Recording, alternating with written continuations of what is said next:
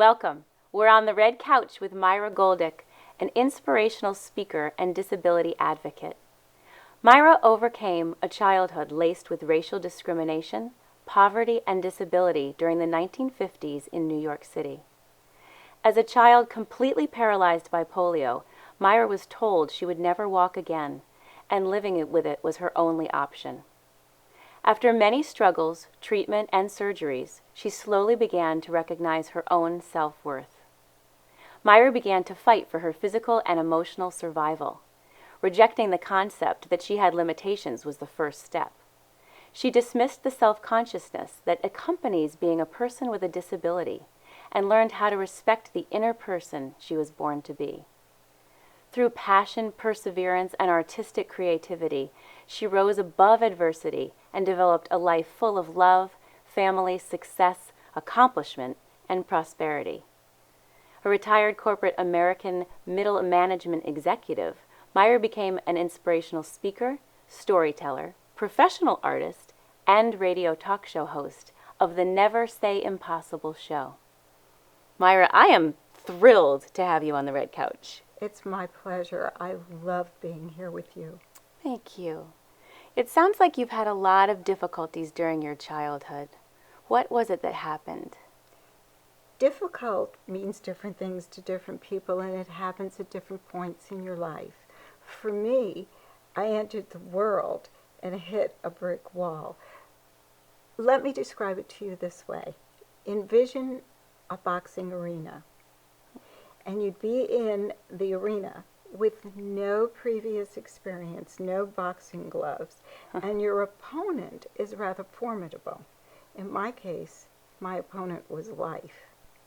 So to take you down the path as quickly as I can and explain it to you, I was born into a rather loveless marriage.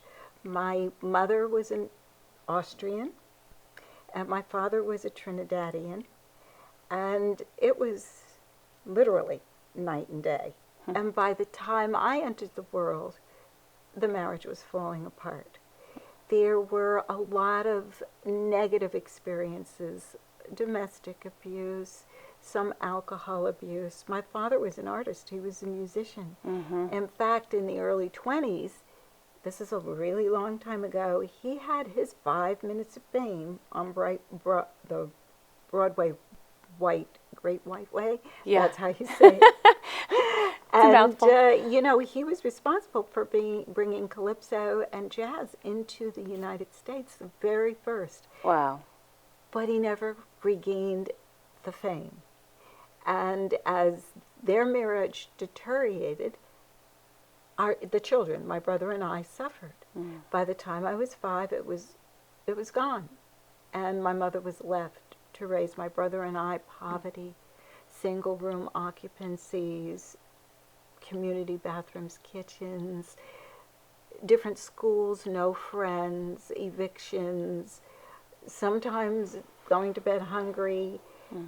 That was what I would consider a bumpy start. I'll say. A bumpy landing. But landings, if everybody is okay, is simply a landing. However, I ended up with polio at 10. So within that whole structure of turmoil and self-doubt and when you talk negatively towards yourself, imagine then becoming completely, totally paralyzed. So, you know, it was a rough start. I'll say. So you were completely paralyzed by age 10, or was age 10 when it started? I caught it on Labor Day, just a few days before I was supposed to return to school, right at the time that they were beginning to administer the Salk vaccine. Oh, wow. So I just missed it.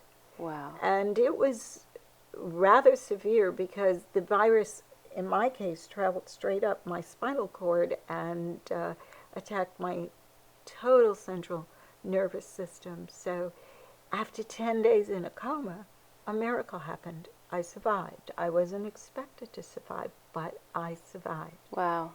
But with a very ravaged body. changed forever. So how did you overcome those early years? And why didn't you give up?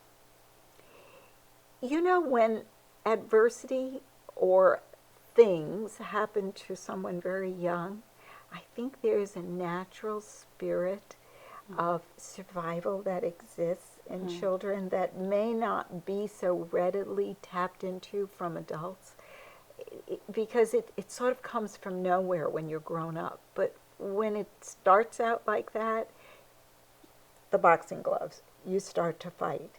So that's why I gave you that analogy about being in a boxing ring. You have to learn to fight. And that's what I did. And it took 3 years for me to return to school. I was home in a wheelchair with braces and crutches and surgeries, all alone. My mother was at work, my brother was in school, in this one little room, single room occupancy with every kind of undesirable as a neighbor that you could think of. Wow. But I just did not want to believe I had limitations. And I wanted to snatch out and get what I thought I could attain in life. You certainly have. I'm jumping ahead, but you have an amazing life. And one of your amazing gifts is your creativity. Rachel, I can tell you honestly that I feel that saved my life. When I was a little girl, no friends, moving from place to place, new schools all the time, I used to color and color and color and color. My mother sent one of my, the Daily News, we come from New York City. They had a coloring contest. She sent it in. I won 3rd prize. Do you know what that did for my self-esteem? That's awesome. Because I didn't like myself very much. I felt like a fish out of water. So that was a miracle, and I tapped into that through my entire childhood. And recovering from polio, alone in that room, what do? I created. I didn't study. They sent me a home instruction teacher. I mean, 2 minutes before she got there, I opened the book and made believe I was doing something. I listened to the radio and colored and colored and colored, and it did me very well, because I entered high school, a wonderful school called Music and Art, which at the time was part of City College and became part of the performing arts. And I studied art for the 4 years. But it was difficult. There were surgeries, there were braces, crutches, and there was the feeling of being invisible. You know, I was a disabled girl. I wasn't the one that went to the football games or the dances or had the best friends.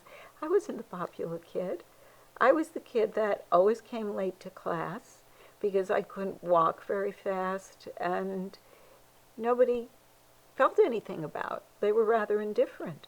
So what is it about creativity that helps you build your self-esteem and helps you come back to who you really are in your essence? Any creativity on any level is self-esteem building. I don't care if you're a housewife and you're feeling frustrated and you're feeling that you're not being able to express yourself because your role now is in the home and you have more to give.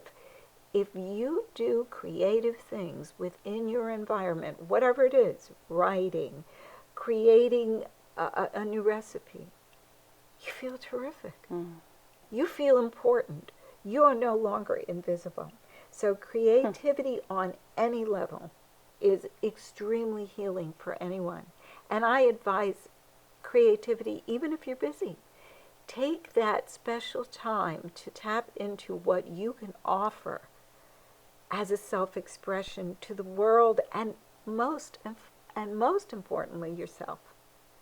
You know, I was watching a video of you, and it was talking about your art, and it showed incredible paintings. You have so many paintings, and they're so rich and beautiful, and like your eye just wants to stay there and just search them out. And I love them. And I love how you focus on, well, partly the female form and just the human body. That's very important to me. I think it's so beautiful, especially undamaged, but even damaged. It's nature. What we are is normal and it's natural.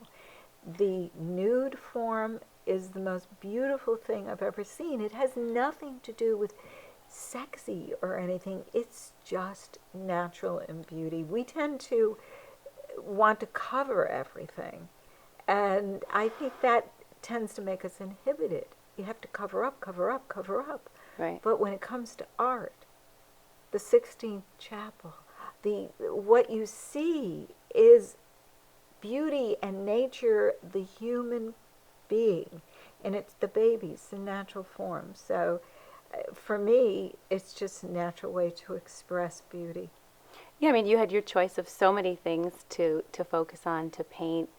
And I heard you saying that, you know, when you see a rainbow in nature, it's absolutely gorgeous and you're amazed by it.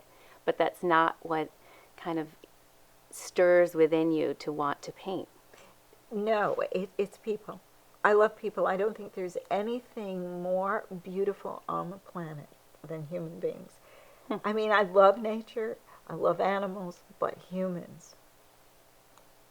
Now, 25 years later, you developed a symptom, or is it a secondary disease to polio?